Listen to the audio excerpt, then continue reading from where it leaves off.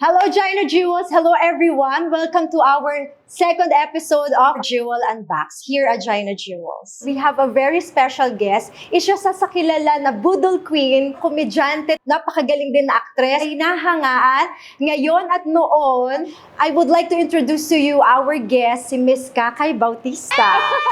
Sa lakas mga veterana ng introduction mo sa akin.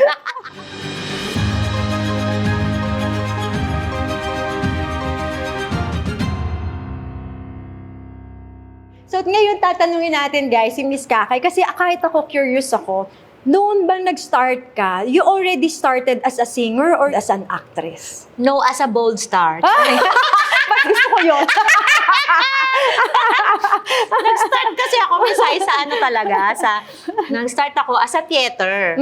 So bago ako mag-theater sa community theater, graduate na ako ng college. So, nung bata ako, wala talaga sa pangarap ko ang maging artista. Gusto ko lang kumanta, gusto ko lang kumanta, maging singer, kung papalarin ako. Kasi amateurista ako eh. Sumasali ako sa mga singing contest kung saan-saan. Kasi dati, nung high school ako, lagi yung, mag-audition ka sa ganito, mag-audition sa ganyan, kasi may theater ganyan. Yung nanay ko, ayaw na ayaw niya. Kasi nga, walang pera dyan sa art at theater, ganyan. Eh, saan ako napunta? Di ba, nag-theater din ako. And going back to that, alam nyo, ganun din yung experience ng Gina Jewels with me, ako, sarili ko, na parang, I also have a bachelor's degree in pharmacy, pero nung time when I was starting the live selling, parang yung alam nyo yung parang misconception ng tao or something like, live seller lang yan. So kasi you don't have to promote or you don't have to tell kung ano yung natapos mo. Ang kailangan kasi makita ng tao is yung heart mo talaga, 'di ba? Yun lagi siya, yung jewel na nandoon sa puso nating lahat. Yes. Gusto kong malaman na parang aside from singing, aside from acting, what else are your hobbies in life? Kumain. Wala ako talagang ginagawa is, ewan ko ba, nagsusulat ako. Magsulat ng poetry. So actually, marami na akong naipon na, kasi Miss Hai, kung hindi ako artista, writer ako. Yun yung una kong, it's either kung hindi ako artista, writer or abogado ako. Kasi pangarap ko talaga maging abogado. Ano yung pinaka-challenging experience na naranasan mo sa buhay? Bukod sa madami, hindi naman natatapos eh. Hanggang ngayon pa rin naman meron. Pero yung siguro yung matindi is yung lumaki kasi ako sa lola ko. So, medyo pang MMK yung drama natin sa buhay ng bata. So, yung challenge na ikaw lang, kayo lang dalawa ng lola mo, yun yung challenge. Pero, ang laking tulong nun kasi naging independent ako tsaka naging madiskarte ako sa buhay. Kaya nga ako naging Boodle Queen. Yes. Oo nga. So, yun nga, yung pagiging Boodle Queen mo, lagi pag sa Instagram, sa IG, nakikita namin, even your Facebook, sa mga social media mo, you always talk about being a breadwinner. Yes. Pero ano yung parang nag-motivate sa'yo para mas lalo mong i-embrace mo yung pagiging breadwinner Yun din, wala din talaga akong choice.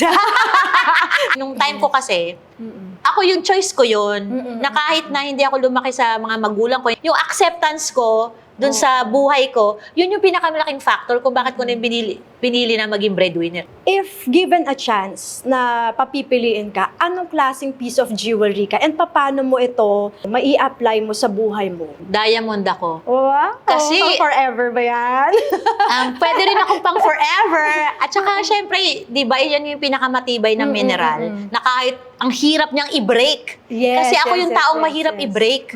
Kailangan mo talaga akong madurog talaga ng wagas na wagas bago mo ako i-break. Kapag sa jewelry, ano yung favorite mo? Favorite ko talaga gold. Kita nyo naman Gold guys, talaga. gold talaga. Yan. Kita-kita naman yun yung mahilig talagang, ako sa gold talaga. Diba? Meron siya ngayon na Ewan gold. ko ba, ang ganda talaga ng gold na parang very striking talaga siya. Tsaka feeling ko, sabi ko nga kay Miss Faith, baka parang feeling ko kasi nag-aano siya sa complexion ko. Pag gold. Pag gold. Tsaka, parang ang ganda-ganda talaga. Siyempre, mas maganda yung pag may diamond na yan. Pero, doon mo natin sa gold. Ano yung, kasi di ba, when we first met, sabi mo nga, investment yung jewelry. So, bukod dun sa investment, what's the other thing that inspires you to collect jewelry? Need kong na-appreciate yung jewelry. Gusto ko siya, pero hindi ko siya, alam mo yun, hindi ko siya ginagastosan ng talagang ano. Siguro dahil nung dati, wala pala talagang pambili ng mahal na jewelry. Pero sabi ko sa sarili ko, habang nag-age ako, parang mas na-appreciate ko yung ganda ng diamond. You're already a parang talagang kilalang comedian ka na as a very good actress. Also, hindi lang comedian.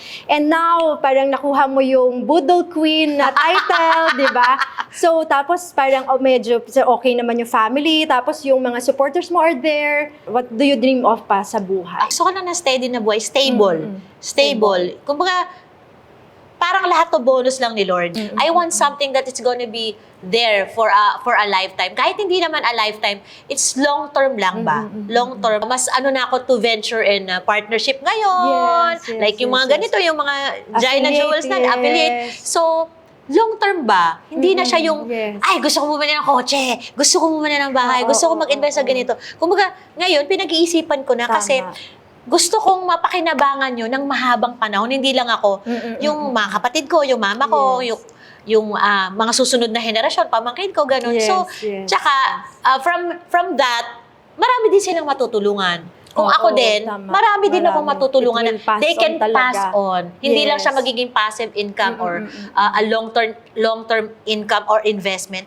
But makaka-help din siya ng iba. Not for personal purposes na kasi pag nag-age ka, parang sobrang yung ang dami na blessing, yung okay, it's time to give back. Yes, that's true. Yun. Kaya, so that's what made you decide talaga to be in the program or to be an affiliate of Gina Jewels. Ano yung mabibigay mong advice sa kanila at bakit ka nag-decide to be an affiliate of Gina Jewels? At the same time, yung ma-advise mo sa kanila sa buhay kung paano sila mas magiging magaling sa mga decision makings na gagawin pa nila.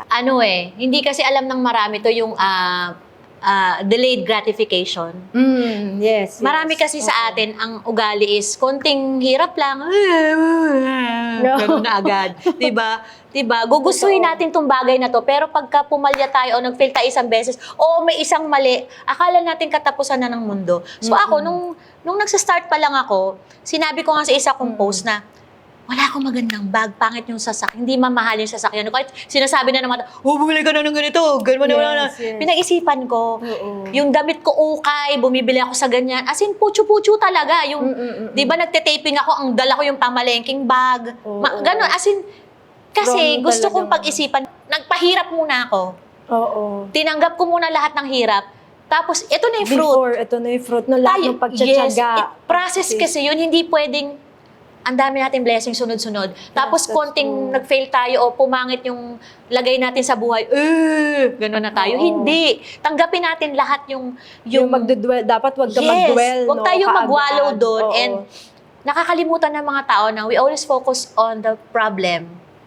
Kaya, ang dami din mga business na siguro yung nagre-reklamo sila na hindi nagganito. Prosper. Yes, and we should always find the solution in every problem. We don't focus on the problem itself.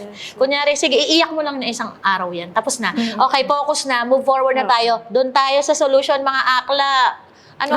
Huwag natin ikahiya yung hirap na pwede nating maranasan. Katulad ng ito, kaya naglagay si Ma'am Hai ng affiliate kasi unang-una gusto niyang makatulong sa maraming tao. Kung sino man makakapanood nito, iisipin nyo parang mahirap kasi lagi natin iniisip, mahirap yan.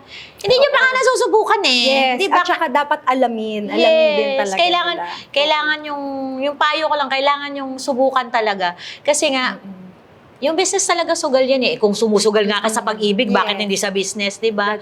So, yun lang. Yung parang siguro sinabi nyo kanina na kapag kakonting failure lang, wag na agad susuko. Yan. Thank you so much, Miss Kakay, for allowing us to get to know you more dito sa Gina Jewels and giving us, pati yung mga audience natin, na at least a little bit of yourself pa, diba? Bukod dun sa nakikita nila, something personal about you.